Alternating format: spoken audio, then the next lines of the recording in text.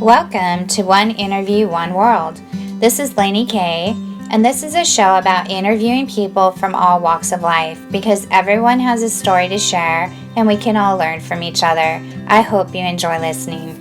Thank you, Khushbu, for being with me today on One Interview, One World, and we're going to learn about your life and about your self-love journey and that you're a self-love enthusiast. So I'm excited to learn more about you. And Khushbu is from Mumbai, India, which I think is really, really cool. So thank you so much for being here today. Thank you so much for having me. You're welcome. You're welcome. Thanks for reaching out. I would love to learn more about you. So have you always lived in India? Yes, I have. Always. Born and brought up in Bombay, in fact. So, yeah. Very good. And, because you're on self-love journey, I would love to know when you were growing up, was that instilled in you or how was growing up?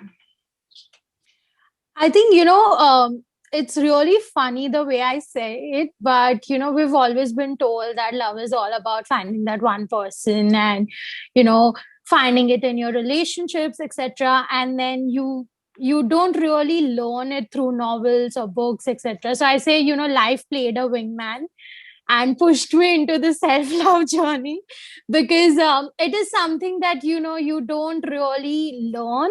It's when you get into it that's when you realize that okay, this is what is happening. You are prioritizing yourself more, you are putting yourself first, and you are focusing more on what makes you happy than those around you. So for me, self-love has been something that has always come very naturally, but I only realize it once I go back into introspecting it. So if you ask me, has someone instilled it in me? No. It's literally been like, you know what, this is what it is, and you got to deal with it. And in the process of dealing with it, I learned the concept of self-love.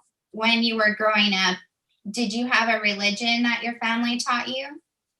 Yes. And I still follow it. Yeah. Yeah. Does that religion teach to love yourself or anything like that? It actually teaches you to have faith in your God, like, no matter what, God is the only power that's going to be with you. And it's about blindly trusting Him that no matter what happens, He's going to be there to protect you, to save you, and to always be there for you. That's your only true love, and that's your only true companion. So that's nice. So that gives yeah, you a nice self-confidence because a lot. yeah. And you might call this a bit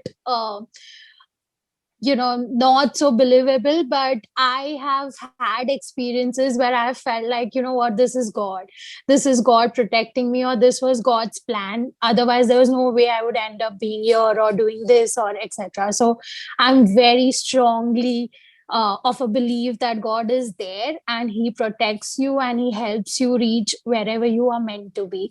So I very, very confidently believe in it. Thank you. That was beautiful. So do you feel that in India that is how most people are raised to think like that? I think it differs. I mean, when you talk about my generation, like the age I am in, I think we aren't the people who you can teach something, right? So while Indians believe a lot in God and religion, it is not something that has ever been forced upon people.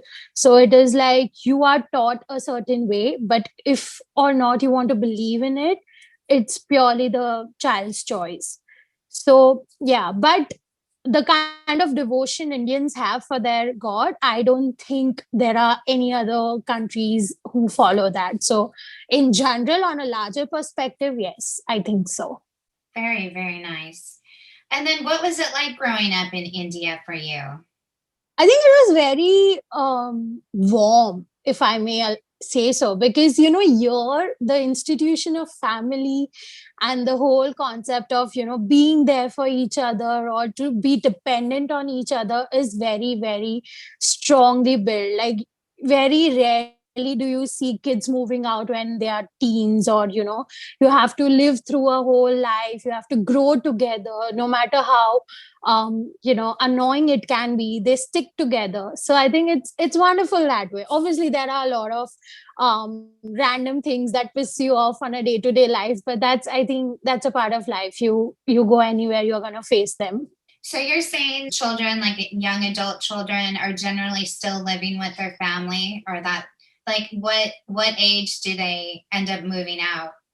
Honestly, the largest population of our country don't ever move out on their parents. Like, they get married, that's when the women get out of their house. But for the men, it's usually that they stay by, with their parents. It's now, over the past couple of years, it has changed, and there's a concept of, moving out, whatever. But even then, it's like 30s, 40s.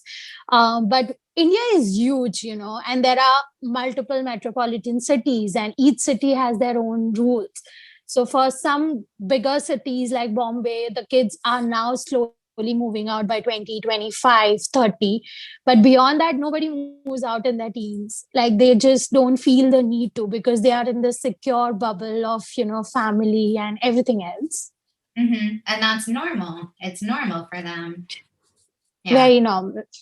In fact, when you say that you want to move out or you want to live independently, they look at you as, oh my God, have we done something wrong? Or why do you need to get out of here? Or, we can fix this, we can do this. It's treated abnormal. I'm not kidding. Like, the fact that, women or young people want to live alone is almost always treated as if, what's going on? Like, why do you have to do that? We are here for you. So it's very, so we are really emotionally sensitive people as a country, so everything just gets attached to emotions. The logics just go away for a while when it comes to that. Yeah. Wow. Well, I feel like even here, whenever you want to move out, the parents are like, but why? I think most parents are like that. Most of us are young, yeah, in our teens or early 20s that do move out. So that's common here, that's for sure. Now I think there are more young adults living with their family because of expenses. Absolutely. I think in India, that is the biggest cause, because, beyond India, there are countries that lets you work way early in your teens, right? Like, there are students who do their college, they do their part-time, they want to be financially independent. In India, the journey itself begins beyond 20, right? Like 2021 is when kids even start to think. Even then, if they want to do their masters or pursue post-graduation, financial independence is something that comes a bit late. So you need that security, right? You need that bubble where you're like, I want to cover my education, but I need your support for my daily expenses. So I think that plays a huge role in it. Yes, definitely. And what do you think are some of the other cultural differences from India and other countries? I think there are so many. I mean, don't want to sound judgmental, but there are different in the whole concept of living, right? Like, the institution of marriage in India and across is so different. Like, I don't think the larger perspective, again, I want to keep saying that because I don't want to be like I'm not generalizing people. But, for us, marriage is that one time thing where you just decide on someone and you stick by them forever, irrespective of whether you've fallen out of love, whether, it's working out or not, whether you're feeling some challenges. Whereas, across different countries, there's a concept of, you can fall out of love, you can be with multiple partners, you can be with multiple, you know families, you can have your own life, even if it means getting remarried at 40. That's considered to be a bit okay. But over here, there's no concept. You either marry that one person, stay with them, or you never do that again. I think slowly, obviously, it's changing. But then that whole, again, it comes back to that whole sentiment of sticking by each other no matter what for life. Like, there's no concept of, evolving. There's no concept of, okay, you know what, this is not working out, let's just try someplace else, some person else, maybe it could, work out with them. So I think that is one thing that really is very different, the concept of love. Yes, I would say so. And then what about arranged marriages? Do they still do that a lot? They do. I mean, the large population still goes for that, and they still believe in that concept, and they still believe that, the person that your family chooses is the right person for you, regardless of whether you know them or not. So it's still pretty much a thing in India. Not so much in Bombay, but largely, yes. hmm And then how do you think the younger generation feels about that? Do they agree with that still? Not really. Like again, it like I said, India is huge, right? So the cities where it is more evolved, they don't. They have been going out, they've been dating, they've been exploring. You know, in fact, one of the thing is now that we have open conversations, there are a lot of people who are exploring their genders, their preferences, who they like, who they dislike in cities. I'm saying, and then now the younger generation is like, you know what, maybe I don't want to marry at all. Maybe I want to live in with a partner first. Or maybe, I may never get married, or I will marry, but eventually if it doesn't work out, it's fine. But arranged marriage in those set of generation is something which is not working out for them, because they can't believe that they have to spend their life with someone who they don't even know. So they want to know the person, they want to date for a while, be engaged for a while, and then eventually get married. So hmm that has shifted. That has, I mean, shifted a lot. But again, not the entire country, just a few cities. Okay, so it's really the big cities, is what you're saying, where it's more progressive Yes. and open to change. Yes, because now they are evolving and they're consuming the kind of content which is across the globe, right? Like their education level has enhanced because they listen to podcasts like this, or they, watch movies. They understand that the world is bigger, and your choices can go as wide as possible. So I think that's the key difference here. They don't really stick to what the parents tell them or what the heritage is about. They want to know more, they want to explore. hmm And then I also wonder, are arranged marriages more for like people that have, or I guess you would say have money or more upper class versus like lower class, or it's across the spectrum? It's across the spectrum. I mean, there's nothing like, it's in fact, I mean, in some cases, it's in fact vice versa. Those who have the money or the power would rather be like, I want to utilize my freedom and my privilege and be with someone I really like, because they socialize a lot more than the ones who don't have that access, right? So they have this family friends, they have people they know from childhood. So that's different. But I don't think that's the case. Like arranged marriage as a concept has been widely accepted by the country across strata. So yeah. hmm And what other things do you think are unique about India versus other countries? I think the sentiment, the empathy, and the emotion, like if and the patriotism, like I think nobody can, like you may have as many complaints as you want from your country or from the people of it, but when it comes to your pride, you can't take it when someone is raising hands or questions at you. You are like, no matter what it is my country and I love it and I'm grateful for it. I think the beauty in the culture and diversity, like no matter what religion you follow or no matter what caste you belong to, there are colors, there are celebrations, there is everything is just so loud, but it's just so beautiful. Like you walk into a room and you would never feel like, oh, where am I, or I'm lost. You will always have that one person who will walk up to you and be warm and would help you if you're in trouble. So I think that's the beauty of it. Yeah. So it does sound like, yeah, you guys are taught to care about others. And A so, lot. yes, yes. So you're more willing to help out others and yeah, not let somebody feel like alone in the room, or that's really, really nice. I love that. What is your impression of America? I feel like I need to live there for like 25 years to have an opinion on it. But to be honest, yeah, I mean, what you hear is that, oh, they are like real. I mean, like I said, I'm from Bombay, right? So for me, the lifestyle or the cultural difference isn't much. Like I know what happens there is something I can do here also. But I think it's pretty, it has both the sides, right? In a way, it's really cool that you can have your own freedom, you can live independently, and you are taught to do things your way. But there's also hindsight where you don't have that emotions, you don't have your family, you don't have that bonding, which keeps you glued to each other. So yeah, there's a flip side to everything. So I think for me, it's not, as an individual, for me it's not really about the person, like the place, but a lot about the person, right? Like the people I'm going to be with, right? The Mhm. experiences I'm going to have. So whether you take me to America or India or anywhere, as long as I feel okay and happy from the inside, it really doesn't matter much.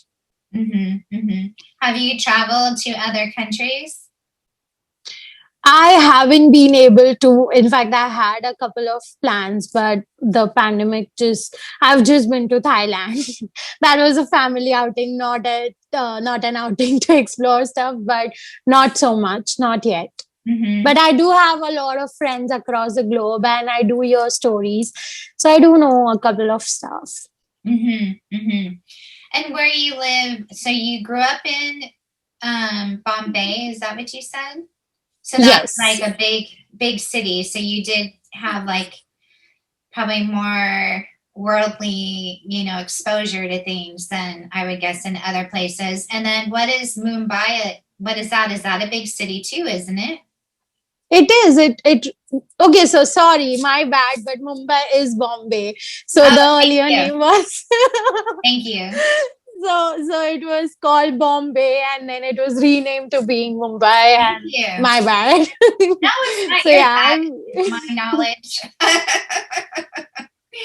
so yeah, it's one of the biggest cities we have in the country, and it's really fast paced, and it's been compared to the New York of America. So yeah, so you can just understand the way we would be. So is it like a city that's open like 24 hours a day kind of thing? Yeah. Yes, sort of. Yeah. Yeah. And how many people live there? Do you know? No, but I think it would be in top five largest population of the country. I don't know the exact number. I'm so Yeah. sorry. That's okay. But when you go outside and you walk around, is it like you're walking through swarms of people? Is it like that busy? It depends on the area, but usually, yes, like there are a lot of people. So we have different areas for different purpose, right? Like we have this really busy street where women are shopping, and there's this whole thing going on. And there is this other side where it's nothing. There's this only offices and big skyscrapers, and that's about it. So it depends, but yeah, you will never, so there's this saying which says Mumbai never sleeps. Like even if you are out at like 3 a.m. in the night, you would see cars honking, you would see people on the road, probably traveling back or going somewhere. So yeah, we are very busy like that. Very good. It's just very interesting. I love learning about living in different places and all that. So, how did you start to realize that you needed to work on self love or loving yourself? So, like I said, it was very gradual and it was a journey. And what had happened was I was growing up, but so was my needs for validation and love and affection. So I would often see myself, craving for that happiness in someone else. I have been like really sensitive people's person all my life. So for me, it did not matter much about what I felt, but what mattered was how I made the other person feel or what they did for me, how I did something for them, and things like that. And there came a point where I just felt like, why am I doing this? Like, why am I, focusing my energies or my happiness into someone else's hand? And it didn't come from a negative place as such, but honestly, why would someone else also, bear that baggage? Like your relationship shouldn't be about that. So there was this one evening where I just wanted to have coffee, and I was like, why don't I just go with myself? Like, why do I have to wait or ask. And I just like that, I just went out and I had a coffee with myself. It was just that. And then that sort of gave me the confidence to be like, 1 second, I can go to the events I want to all by myself, because my friends were busy with their lives. They had their studies going on. I was working by then. And, my family also had their own priorities. And then I started going out with myself a lot more often. And then eventually I started traveling alone. So I went on a couple of solo trips and I was like, this feels great. And, once I started doing that, I started having conversations with myself. So now when I'm having a bad day or when I'm upset, I don't need to ring up a best friend or a family. I can just talk myself through it. Obviously, there are worse days. I'm not saying you don't need someone, but I'm just saying that that need is not like a clutch to you, right? Like you can live without it and you can live with it. But it's very important that you know that no matter what, you are there for yourself. So I think for me, it was very gradual. Like there wasn't one particular moment where I was like, oh my God, now I'm gonna fall in love with myself and this is it. It just happened. And then the moment it started happening, I started loving it so much. Like it's so empowering. It's so beautiful to be like, okay, you can do whatever. I don't get affected by this. I'm pretty okay now. So yeah, it was that. That's beautiful. So before, like you felt that you weren't happy with yourself and that you felt you needed somebody else to make you feel happy. Yeah, I did. I think more than happy, it was about the love. I think I just always felt so unloved, and I always felt like I deserved better. Or can I just get that one person I can warm up to and be with? And it was all about that. It was all about that affection. And um I don't know. I just realized that I'm looking at the wrong places. I'm not saying I don't believe in it anymore, but I'm saying if it has to happen, if there are people meant to make me feel that way, like I said, God will work his plans and I may get them. But until then, I have to work on myself and be with myself. Absolutely. Yeah, I think that's so enlightening. And I think a lot of us don't realize that. And I've read so many spiritual books and they talk about self love all the time. And I feel like sometimes you just don't understand what self love is. You just don't get it. And you're like, okay, I think I like who I am. Or you may look in the mirror and you're like, I don't care for the way I look. But yeah, it's like we need to so work on loving ourselves. And I think the reason why it's taught to do that is because when you love yourself, you aren't looking for somebody else to give you that, because and who else is going to make decisions for you? It's only you. You're the only one who can make those decisions. And so it was like a light bulb that went off for you. And I love the way that you explained it, because that helps people get it. They're like, okay, that's what self-love is. It is not seeking it from somebody else. It's finding it in myself. And then I feel like the more that you love yourself, or the more that you have that confidence to do things on your own, which is what you did, you're bringing like a joy to yourself and a confidence to yourself. And now people are drawn to you, and you go out and you have experiences Absolutely. where you're meeting people what if you're like home hibernating, you're not out meeting people, but you're learning, I'm fine by myself, but then you're having experiences and you're also now meeting people and bringing people into your life. Would you agree with that?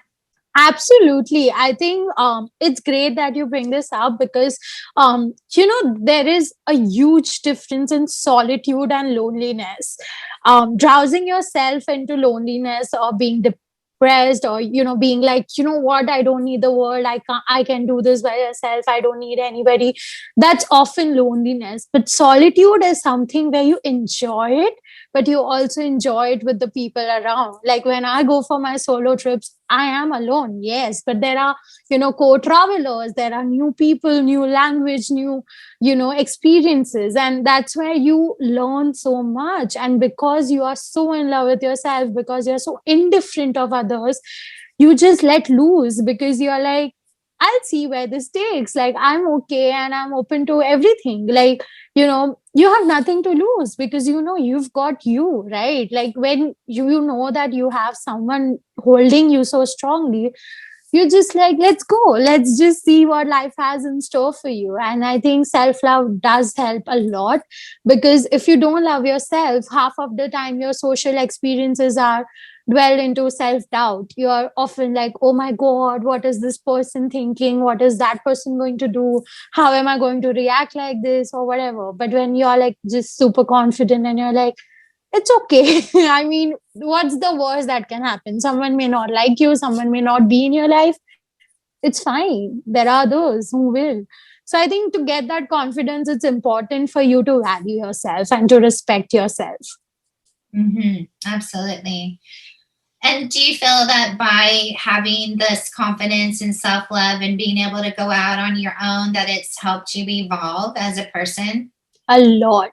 Like a lot. I think it has enhanced my growth, if I may say so, because you suddenly feel so mature. You suddenly feel like you own up to your choices, you own up to your decisions, and you're like, I know what I'm doing, right? And you don't get that when you're constantly seeking other people's opinions. Um, because then you're just being confused and you're being drawn into different directions led by them. So I think self love has helped me a lot, because it has the one of the most powerful things that self love has taught me is indifference. And not in a negative way, but in a way where, you know what, you can be who you are and I would still not be affected by you. I may love you, I may care for you, but it does not change who I am as a person. It does not destroy me. It can probably help me, make me grow. It will hurt. I'm not saying self love is about being super happy or being always like, oh, I have my best days because I love myself. No, you're gonna cry, you're gonna have terrible nights, you're going to have lot of tough decisions, but regardless of all that, you will still have someone who you love, and that would be you. So I think self love has taught me a lot, but indifference is something that has been the most magnificent thing that I've learned. So you've learned to accept people. Like it's given you peace. It has. Yeah. On multiple levels, yes. Yeah.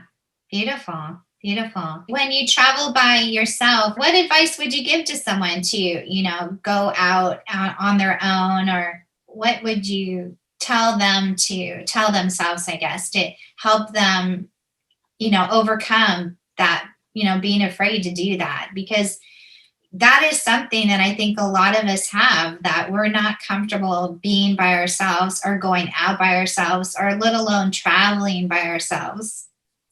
I'll be honest, I was one of that person. Like, I always thought that, oh, if I have to go somewhere, I'll go with this person. I have so many travel trips planned with my best friend, with my family. And because of that, it was always procrastinated. Like I told you, I haven't been able to travel outside yet. So, I think the best advice would be take baby steps. This is your own journey. What I have gone through or what someone else has gone through need not be your pathway. Your pathway is something that you design, right? So if you don't feel confident, take baby steps. Like, go for a date first, then go to a more socially open atmosphere, probably like an event or like a concert or something you feel comfortable with. And then once you get comfortable with yourself, like, it's like a relationship at the end of the day, right? Except that instead of a partner, it's with you. So imagine you dating someone. You wouldn't just be like, oh, we've dated for 2 days, let's just go to Rome now. I mean, there are people who do that. No judgments, but I'm saying that you will take your time, right? Like, you will know that person, you will go for like mini dates, then you'll go for like a better date. So go gradually, go slowly. And my first solo trip, I'm not kidding, I was super scared. I was always paranoid. I was like, oh my god, something is going to happen. What if someone just does something? And I was like, okay, wait, calm down, calm down. And I started going in as like, let's just take this 30 minutes in hand and what I want to do in this 30 minutes. So I think it's very important to make your journey your own, right? Like own it, do it the way you would do it with someone else or with yourself also, and just plan things. The reason why I feel comfortable is because I have everything planned. Like I have my itinerary planned, I have every booking done. I just need to go hop on to different, ways and just explore and then come back. So I know where I'm heading. I know what I'm going to do. I know who I'm going to meet. I know how I'm going to travel. So everything is sorted. So mentally, my journey is half done.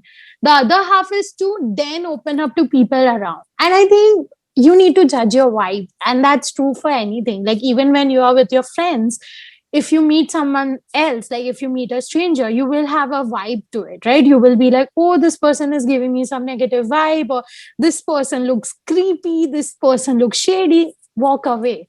Like you don't have to do what others do, and you always have smartphones. It's a savior. The least you can do is just Google something, watch some video, watch some movie, hear some music, and I think you'll be fine. So Mm-hmm. yeah. So when you traveled, I know you haven't done it that much, but when you have done these things where you went to a coffee shop by yourself, or when you did travel by yourself, did you meet people along the way? I did. I met so many people. Not so much when I went to like events or coffee dates, because those are like, the local people and we don't really just walk into them. But I think when I've traveled, I've had people and we are still in touch. I have connected with them. We follow each other on social media, and, we always have good things to say. And I have this very sweet incident that happened to one of my trips. I had gone to, I guess, Pondicherry, and we were all Indian women there, and there was this group, and they were from America. And surprisingly, on that very day, we had this fast, like where you have milk after you see the moon and things like that. It's a Marathi, there's a culture where you do that. And so we were doing that, and they were just looking at us, being amazed at what are we doing, why are we doing this, like we are at a dinner table and we are having milk, and they were having beer. So they were like, okay, what's happening? They were very confused because it wasn't what we ordered. It was like from the hotel where they were like, oh, we are doing this for the Indians, etc. So they actually were looking at us all confused, and I don't know why and how, but I just walked up to them and I explained them the whole thing. I made them even try it, and they loved it, even though they had it on beer. So I don't know how. I mean, milk on beer would have been a bit weird, but yeah. So I think you meet them, you have such experiences, and you feel like people aren't scary. Yeah, they are people at the end of the day, and sometimes you have great friendships. Sometimes you just remember them as people you walk through. But yeah, that's about it. Yeah, that's very nice. What would you say has changed in your life since you've started doing this? I actually started having larger boundaries around me. Like I always anyway did, but like now I'm like, I'm very guarded and I don't think I have a lot to lose. So if you come into my life, you're welcome. If you don't want to be here, then also it's cool. Like I don't see myself crying over people at all anymore.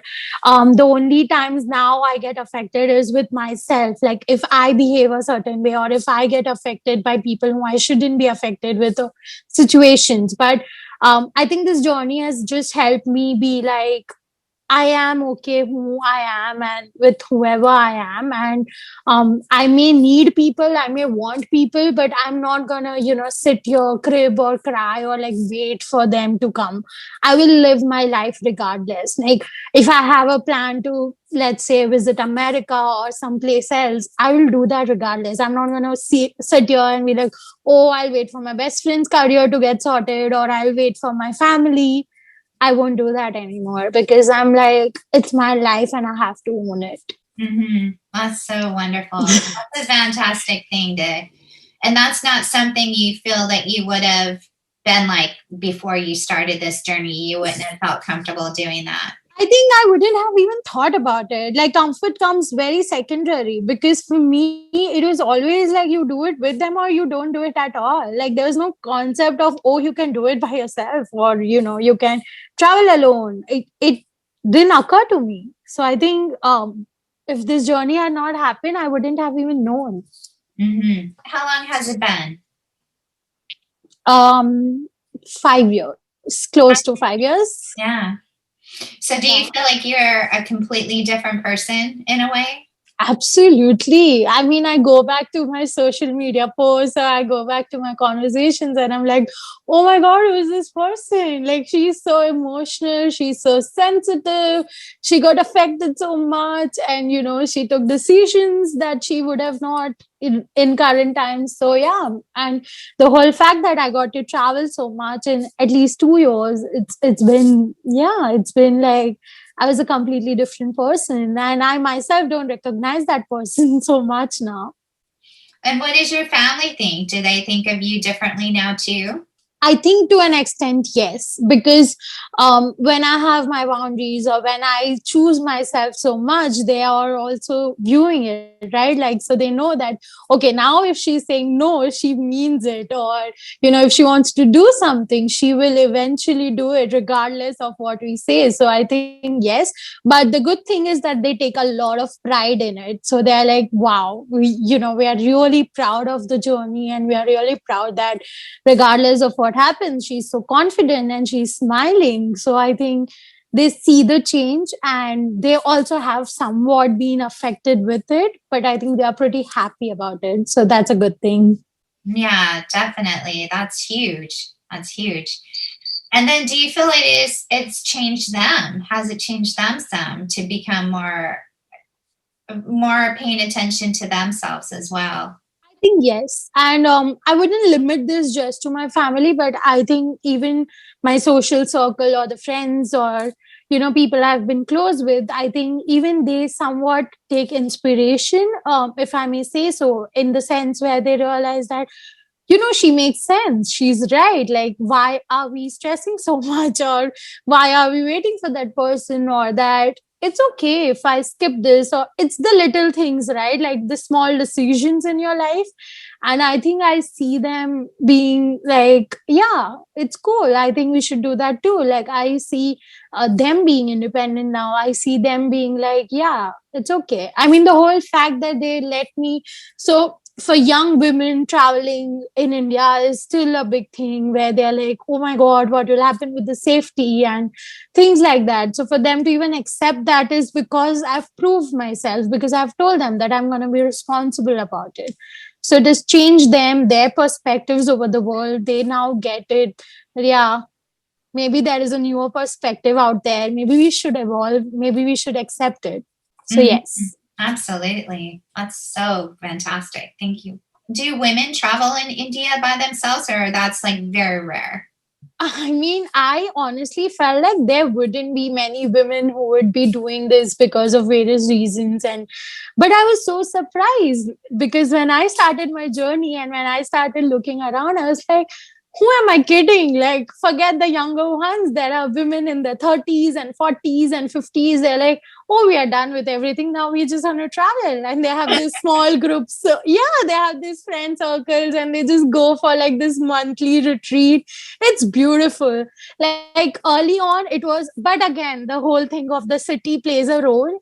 Like, I don't think every city in India would have that thing where women are confident to go out, or where they, the men of their house would be like, yeah, yeah, please go. But I think it's changing a lot. And there are a lot of women who are doing that because they're independent, right? They're like, this is my life, this is my money, this is my dream, I'm gonna do it. You Mhm. let me or you don't. So yeah, it Mhm. has happened.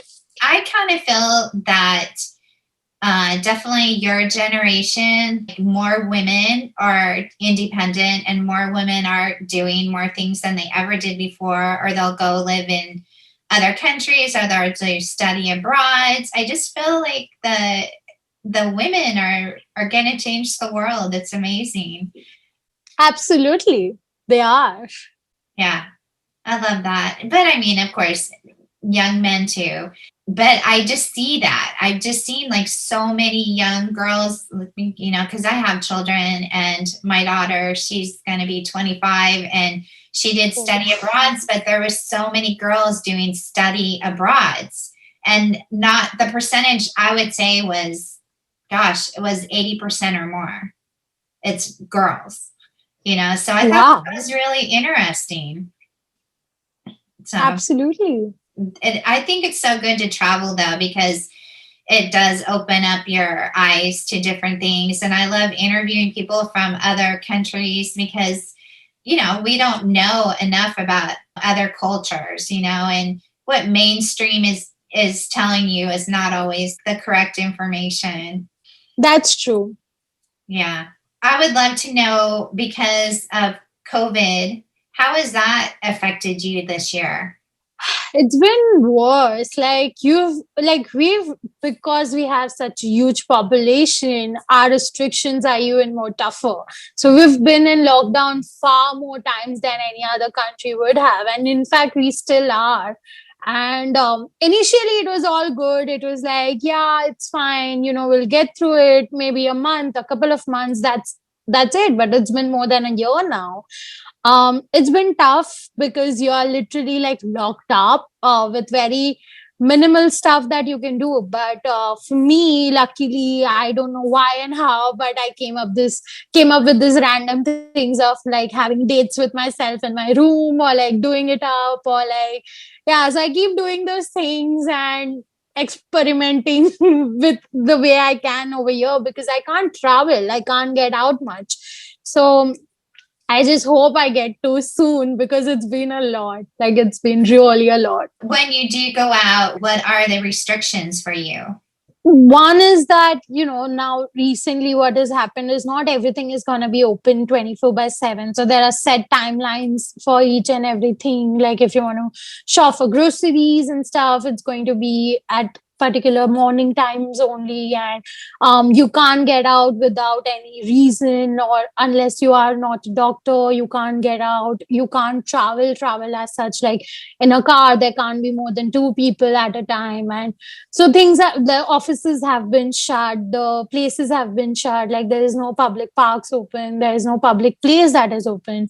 So it's very, I mean, even if you do get out, it would be literally like to take a stroll. That's it, because nothing is open. You can't really do anything about it. The theaters are closed, the malls are closed. So it's basically just to take a stroll and come back, because there's nothing else. Wow. Has it affected the economy then?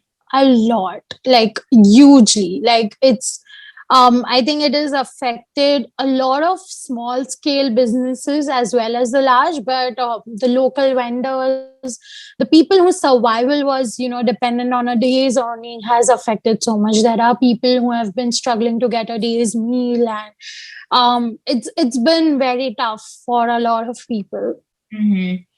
And does the government help? I mean, do they like pay for people to be like, if they're not working, they give them unemployment, or do they help with people who need food?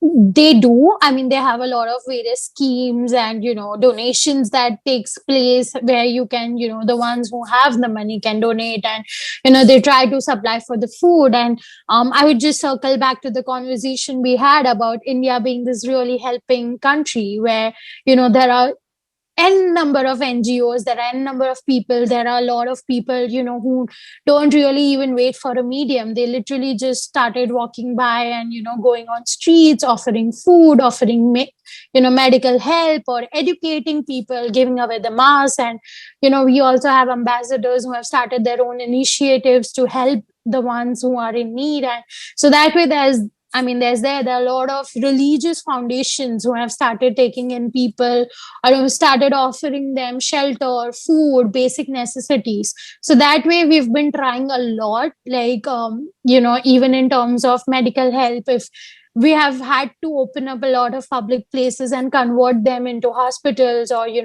have more oxygen, more beds available. So Irrespective of whether you belong to a certain religion or whether you are a doctor or not, there have been people who have been out there helping as much as they can, because that's the little they can do. They don't have their own jobs, they don't have much, and it's very tough because COVID has been taking away lives, and there are so many other reasons why people have been committing suicide, where people have been dying out of starvation. So that's the only way we can help. I mean, the government can only do so much. It has to cater to so many requirements. So I think as a country we've really come up with to get like together volunteer so much and do as much as we can. Beautiful, beautiful. I think in a sad way, but in a good way, that this has taught us that we need to become more community minded and to help each other.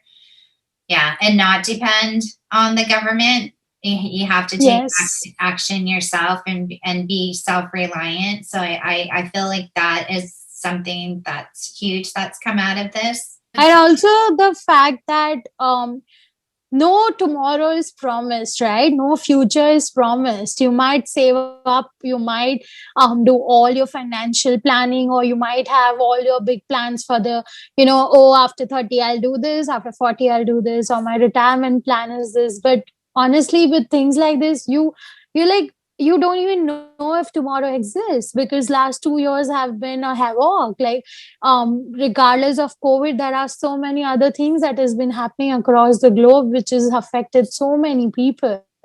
And that's when you realize that it's better to take one day at a time, and it's better to help and make the community grow than to think about, oh, I'll be the world dominated country or things like that. I think all of it is very superficial. Absolutely. Yeah, I agree with that so much.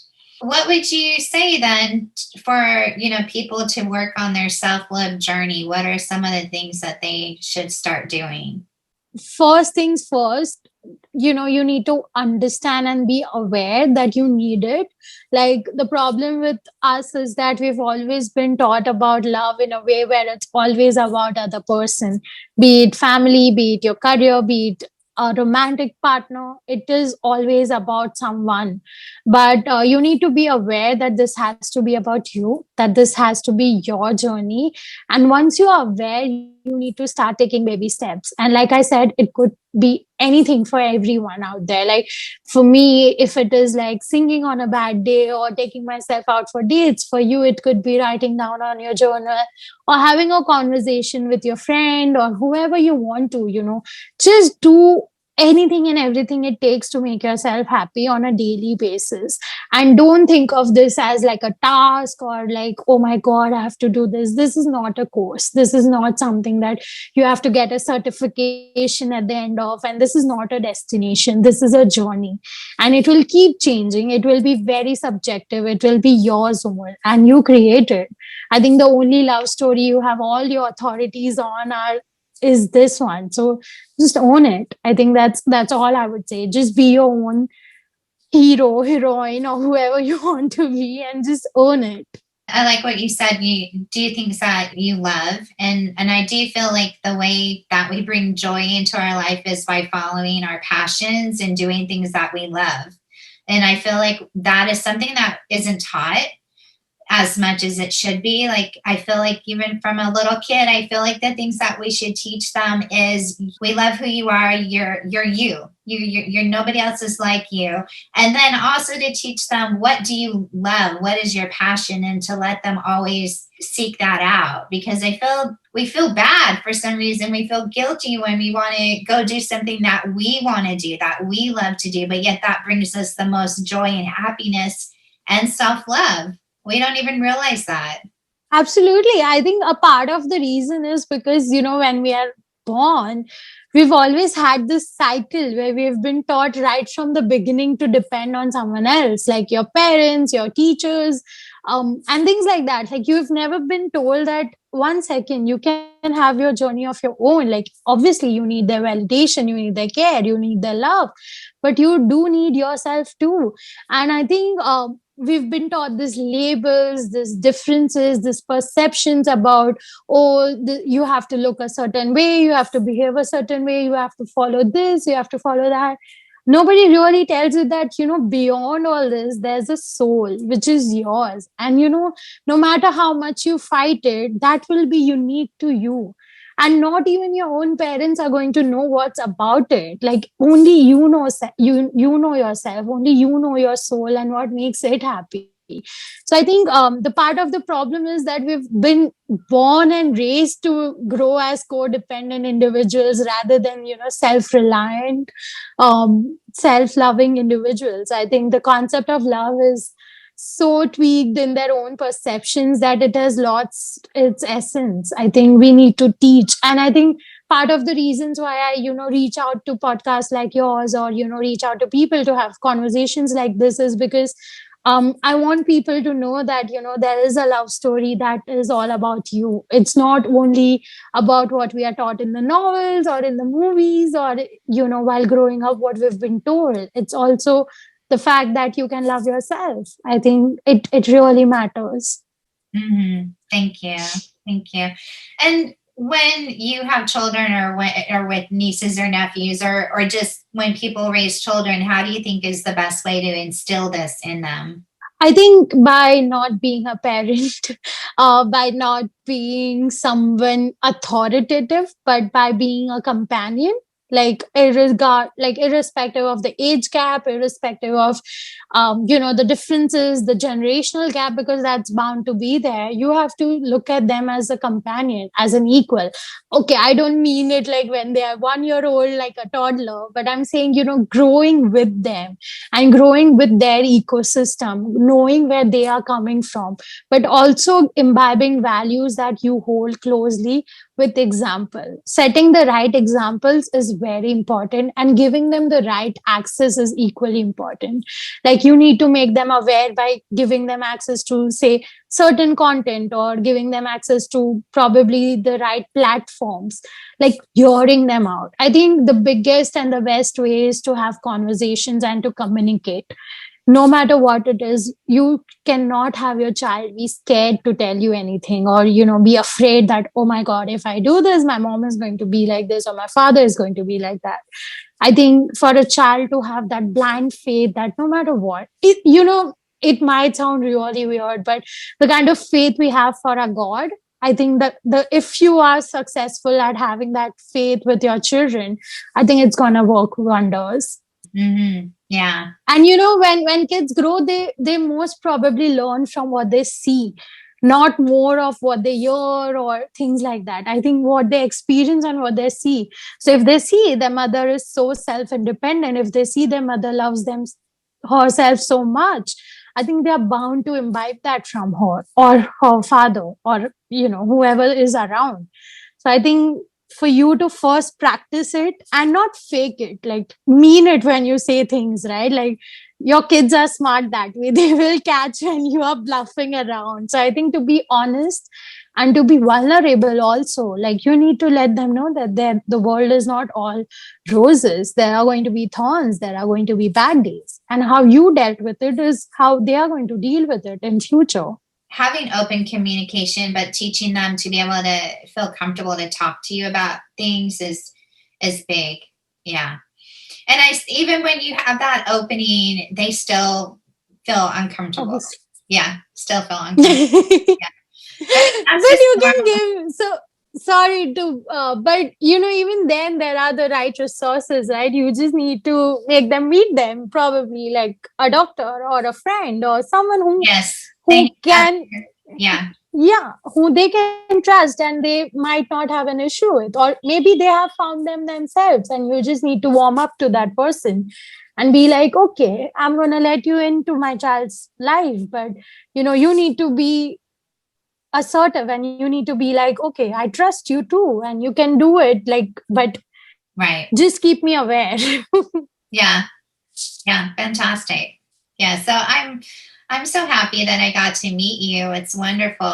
I do like to ask people a couple more questions. So what I know you've given so much good advice, but what life advice do you think is important for people? I think the life advice would be take one day at a time and do all that makes your heart happy. That's it. Like just live one day and live it like it's the best day of your life. I think you're good to go then. Mm-hmm. Yes. And then this is kind of similar, but more for the world. What do you feel humanity needs to work on to make our world a better place? Empathy.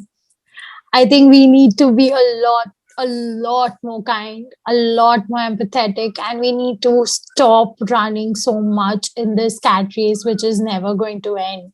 You need to start just enjoying. I mean, we have such strong structures, we have this huge expectations, we have this huge economy, we have to, contribute to everything. But I think at large, eventually, it's all about the experiences. And I guess the greatest thing you can do is just smile at a stranger, and if you see someone who's suffering, or if you get that vibe, just give them a free hug. It won't cost you anything.